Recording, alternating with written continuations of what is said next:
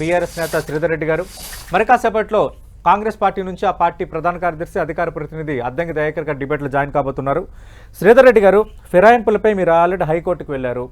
High court single bench ఇచ్చిన తీర్పుని దుసభ్య ధర్మాసనం కొట్టేసి సరైన సమయంలో తీసుకోవాలి, స్పీకర్కు 4 వారాల గడువు ఎట్లా పెడతారంటూ ఆల్రెడీ హైకోర్టు ధర్మాసనం చేసిన వ్యాఖ్యలు మనం చూసాం. అంటే ఇప్పుడు ఏ ధైర్యంతో, ఏ అంచనాతో మీరు ఇప్పుడు సుప్రీంకోర్టుకు వెళ్తున్నట్టు ఫిరాయింపుల పైన? ఇప్పుడు స్పీకర్ గారికి పలానా టైం పెట్టలేము అని చెప్పేసి కోర్టు నిర్ణయించింది అనుకుందాం. For example, due respect to the courts authority what ever, మరి వాళ్ళు ఫిరాయించిన చట్టం ఒకటి ఉంది. పార్టీ ఫిరాయింపు చేస్తే వాళ్ళు అనర్హత వేటు పడాలి. మరి మన స్పీకర్ గారు నిర్ణయం తీసుకోరు. ఆల్రెడీ ఈ విషయానికి సంబంధించి బీఆర్ఎస్ పార్టీ స్పీకర్ గారికి కూడా అప్పీల్ చేసినారు, చేయకపోతే కోర్టుకి వెళ్ళినాం.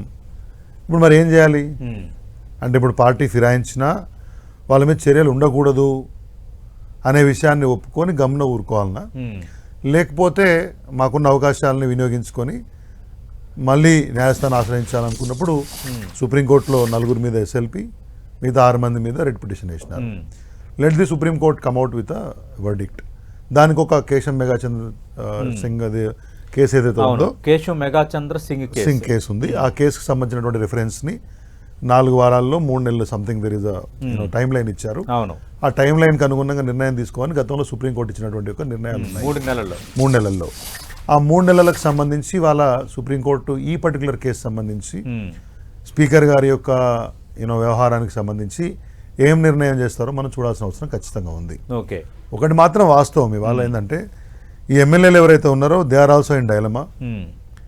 తర్వాత కొంతమంది కొన్నిసార్లు మేము బీఆర్ఎస్ని వీడలేదని, టెక్నికల్గా ఇంకా పార్టీలోనే ఉన్నామని, కాంగ్రెస్లో చేరలేదని, కాంగ్రెస్ కండువా కాదని, దేవుని కండువా అని రకరకాలుగా చెప్పారు. కానీ కాంగ్రెస్ పార్టీ నాయకుల యొక్క వ్యవహార శైలి చూస్తున్నాం.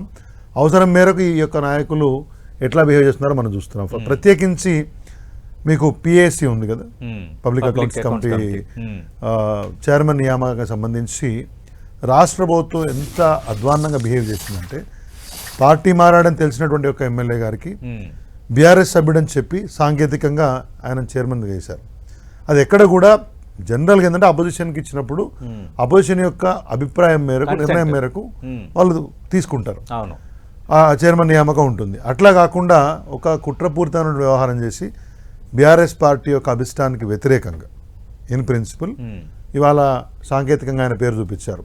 ఆయన మాత్రం ఇవాళ ఎక్కడ తిరుగుతూ ఉన్నాడు? కాంగ్రెస్ పార్టీలో తిరుగుతున్నాడు. అంటే ఏంటి?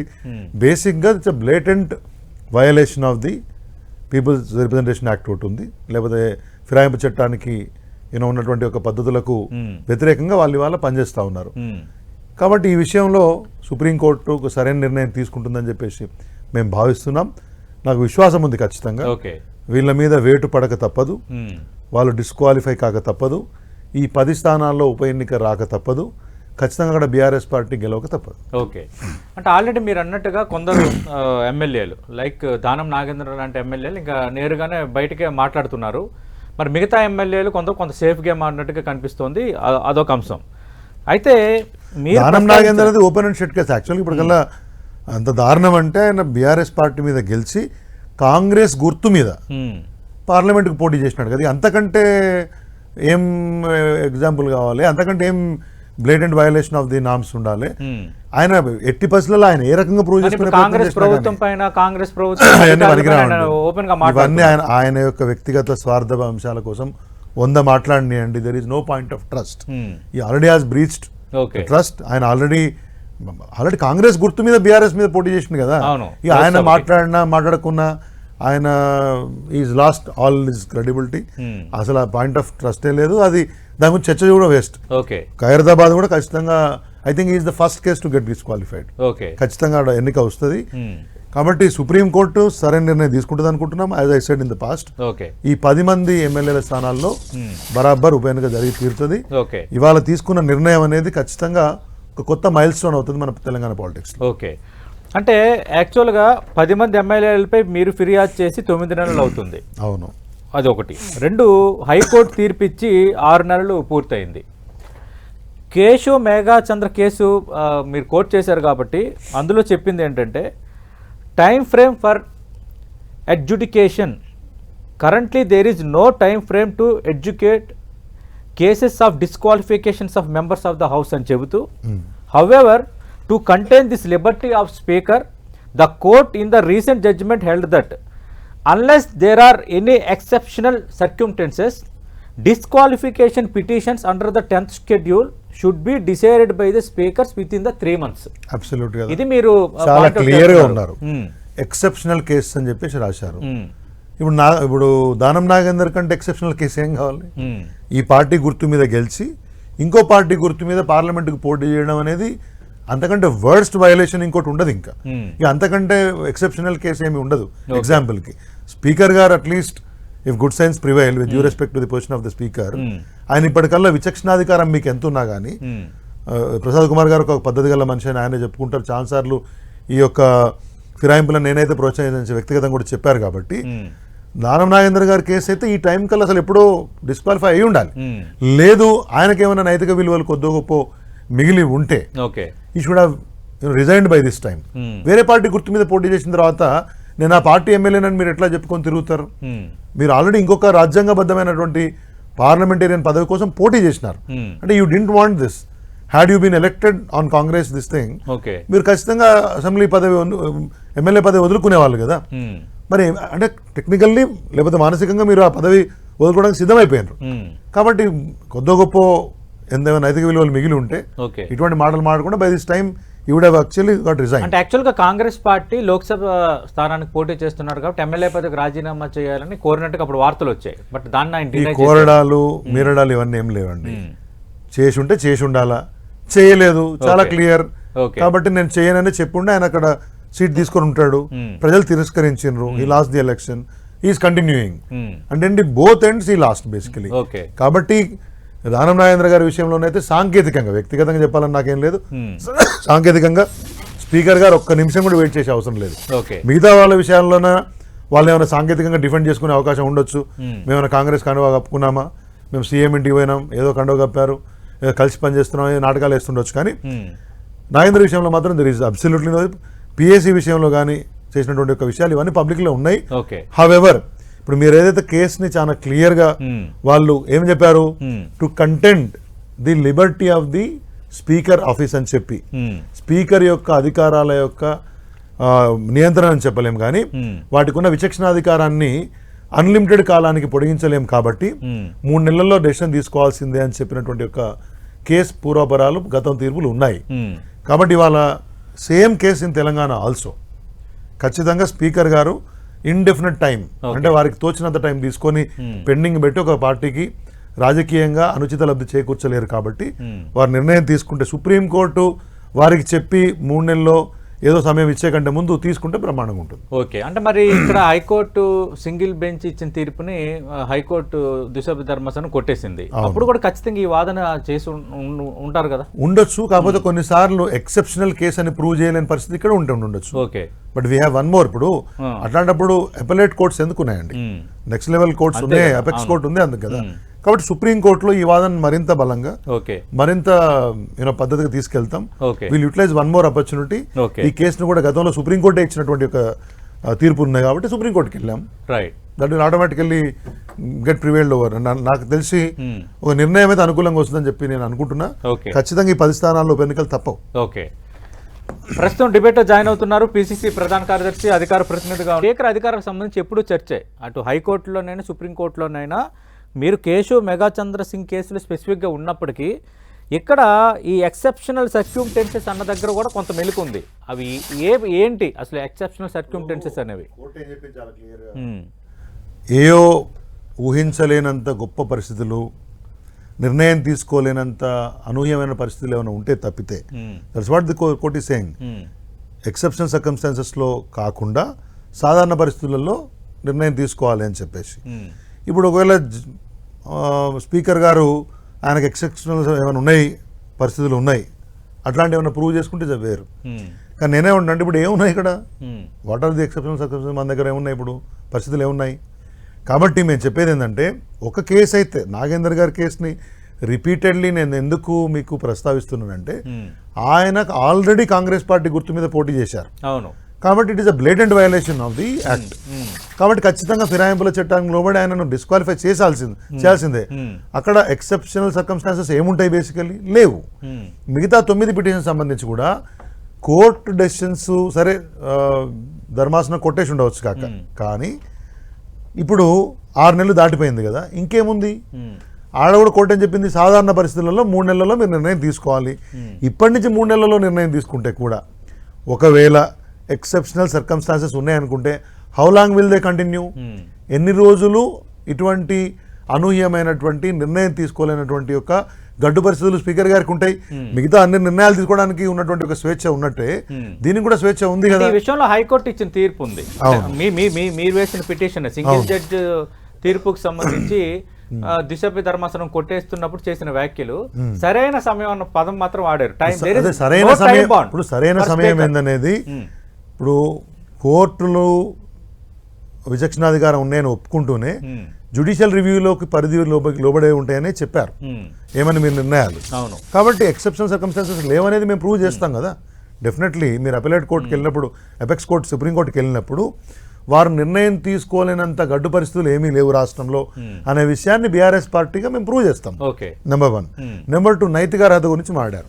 ఇప్పుడు నైతిక అర్హత గురించి చర్చ మనం చేయాల్సి వస్తే చాలా విషయాలకు అది మీరు అనుకున్న విధానం. కొంతమంది అప్పుడు జాయిన్ అయ్యారు, కాంగ్రెస్ శాసనసభ పక్షమే విలీనం అయిపోయింది. సరే ముందు చేశారా, వెనక చేశారా, ఒక్కరిని ఇద్దరు చేశారా, ఒకేసారి గుంపు చేశారా, ఆ చర్చకు వెళ్దామంటే దానికి సెపరేట్ చర్చ పెట్టుకుందాం.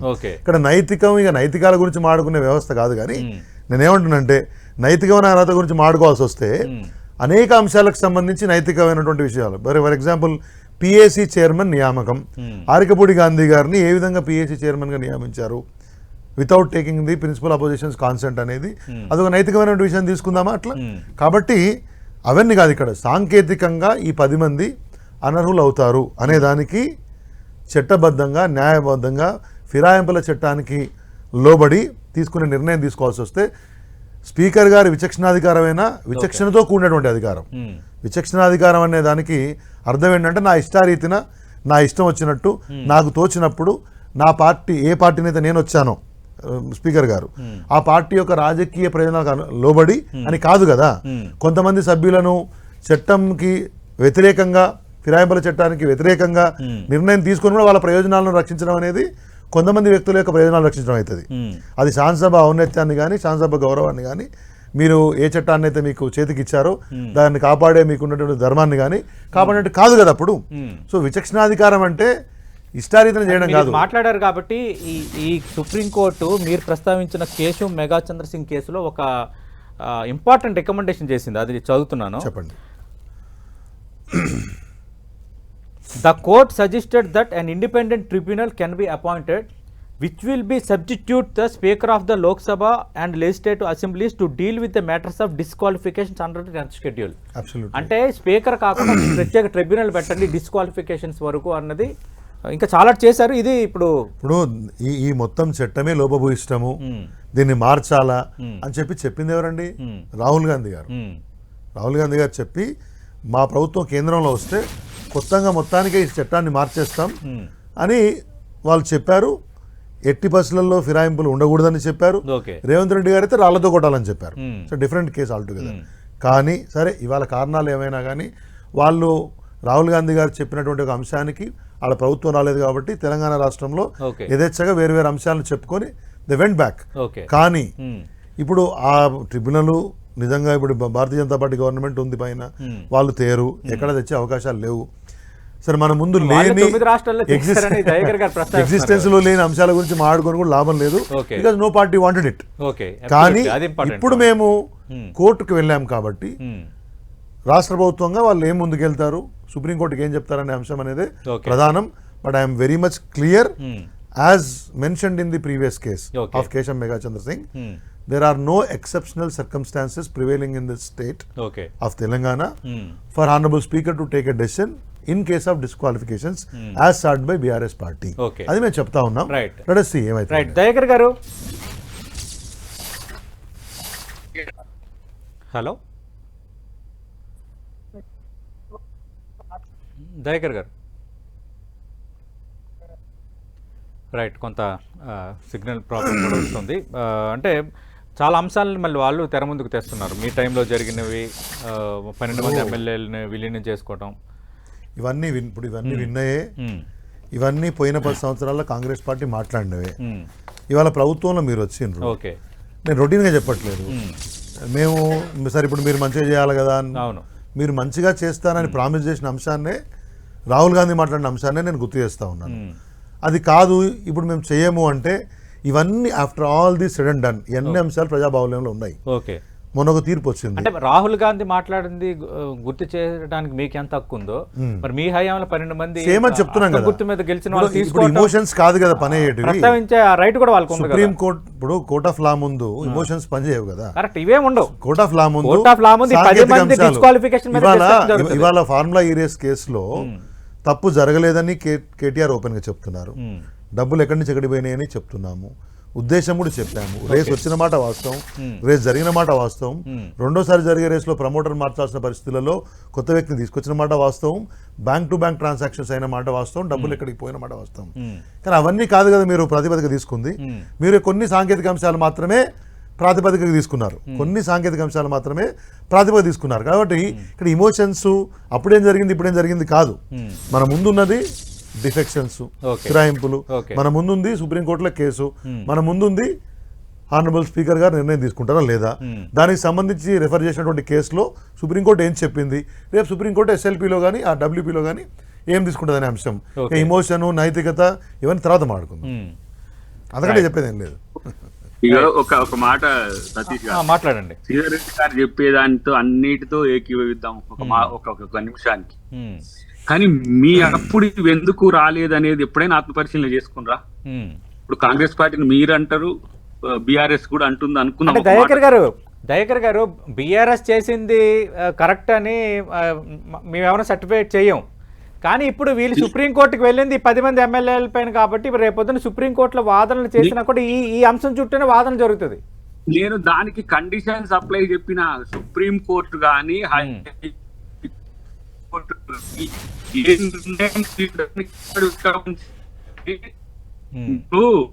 మొదట అంటే సార్ అటు ఇటు అయింది, కొట్లాడింది. జానారెడ్డి గారు ఎల్పీ లీడర్ గా ఉన్నారు.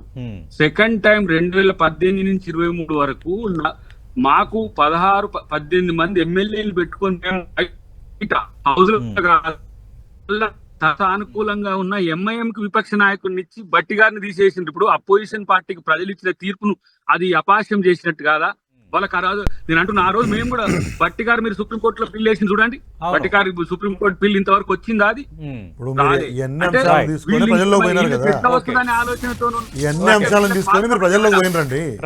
వర్కింగ్ మిషన్ ఏమన్నా ఉందా ఇప్పుడు వాళ్ళకి?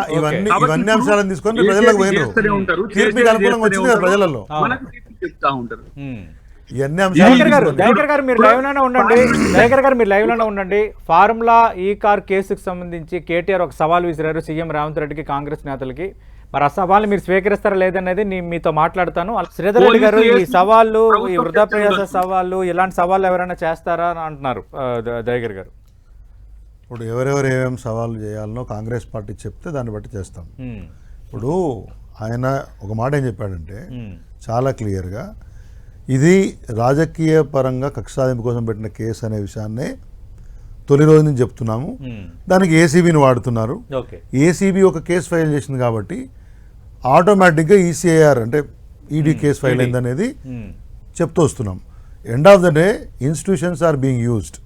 మీ చేతిలో ఉన్నటువంటి ఒక దర్యాప్తు సంస్థలను మీరు వాడుకొని రాజకీయ కక్ష సాధింపు చేస్తున్నారని చెప్తున్నాం కాబట్టి ఈ పంచాయతీ అంత ఎందుకు, రాజకీయ కక్ష సాధింపే కదా. ఉన్న కేసులు మీ మీద ఉన్న మా మీద కేసులని ఓపెన్గా ఎదుర్కొందామని ఒక పొలిటికల్ స్టేట్మెంట్, రాదర్ ఒక ఛాలెంజ్ వారు ఇచ్చారు. అది ఏం మాట్లాడుతారో మీరు రాజకీయంగా మాట్లాడండి.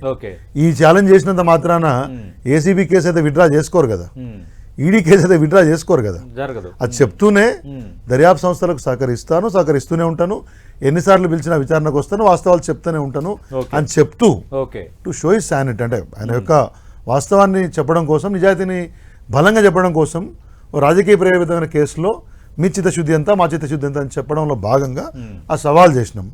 దానికి అనుగుణంగా మీరు స్పందించారా అది మీ ఉద్దేశం. ఓకే. ఆ సవాల్ చేసినంత మాత్రాన కేసులు ఏమైనా విడ్రా చేస్తారా? చేయమని అడిగామా? చేయమని చెప్తామా? ఓకే. లీగల్ గా ఏమున్నాయో ఆప్షన్స్ అవి ఎక్స్ప్లోర్ చేసినాం, అయినాయి కాలేదు వేరే సంగతి. కానీ ఇలాంటి సవాళ్ళు ఎవరు స్వీకరించరు కదా, ఇలాంటి సవాళ్ళు ఎందుకు స్వీకరిస్తారు? స్వీకరించరా వారి పరిధిలో ఉన్న అంశం అండి. ఓకే. మీరు స్వీకరించండి అని నేనేమో మెడ మీద కత్తి పెట్టేది లేదు. అది మీ యొక్క మీ పరంగా మీకున్నటువంటి యొక్క మీ నిజాయితీతో ఉన్నటువంటి మీ చిత్తశుద్ధితో ఉన్నటువంటి మీ తెగింపు దమ్ముతో ఉన్నటువంటి ఒక అంశం. అంతేగాని దానికి ఏమన్నా సెపరేట్ ప్రిస్క్రైబ్డ్ లా ఏమన్నా ఉందా? ఉన్న విషయాలని రాజకీయంగా ప్రజల ముందు పెట్టినాం. ఇంత గట్టిగా మేము ఉన్నాం, ఇంత నిజాయితీగా మేము ఉన్నాం, ఇంత తెగింపుతో ఉన్నాం ఈ అంశంలో, తప్పు చేయలేదు కాబట్టి అనే విషయాన్ని చెప్పిండ్రు. ఆయన శైలి ఆయన చెప్పిండ్రు. మీరేం చెప్పాలనుకుంటే చెప్పండి, అది ఊరుకోండి. రైట్. థ్యాంక్ యూ దయాకర్ గారు. ఇంకా చూద్దాం ఇంకా రేపు ఎలాంటి రెస్పాన్స్ వస్తాయో. మనం చూసాం కేటీఆర్ సవాల్పై కాంగ్రెస్